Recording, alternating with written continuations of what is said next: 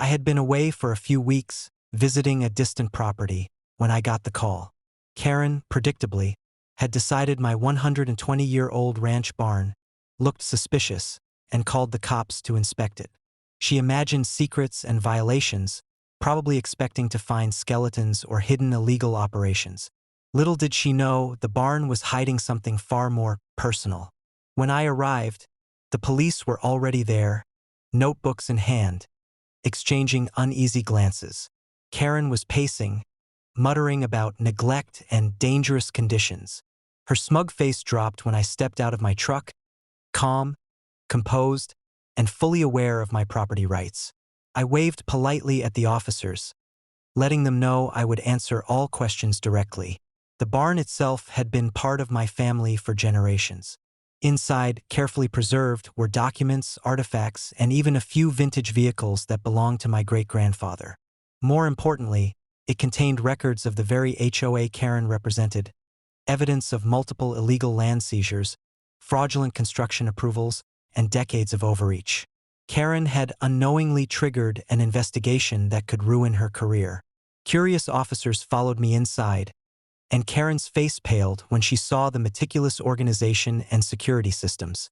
Cameras, alarms, and reinforced storage units showed that the barn wasn't just an old building. It was a fortress of both history and proof. I calmly walked through the stacks of files, explaining the provenance and legality of each piece. Karen tried to interrupt, but the officers politely reminded her to stand back. As I unlocked a particular filing cabinet, I revealed documents that directly contradicted her previous complaints. Blueprints showing that the HOA had illegally expanded a community park onto private land, receipts proving unauthorized use of property, and even signed affidavits from neighbors corroborating my claims. Karen's smirk vanished entirely. She had expected to find a minor infraction. Instead, she found herself staring at evidence that could put her in legal jeopardy. I handed copies to the officers, who nodded in understanding.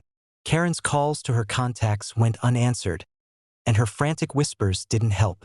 By the time I was finished, she looked like she had aged a decade in half an hour. The barn, which she thought hid secrets for me, had exposed her instead. The best part? Karen had no idea that the barn was also rigged with sensors connected to my private security network. Any attempt to tamper with the files would have immediately alerted me, and the authorities. She had walked in expecting to intimidate, only to realize that she was outmatched at every turn. By the end of the day, Karen slunk away, humiliated, her ego in tatters. The police left, assuring me that everything was in order, while Karen's HOA would now face scrutiny for their illegal activities. My barn remained untouched, a monument to preparation, patience, and knowing your rights. From that day forward, Karen's mere presence near my property became a cautionary tale for others.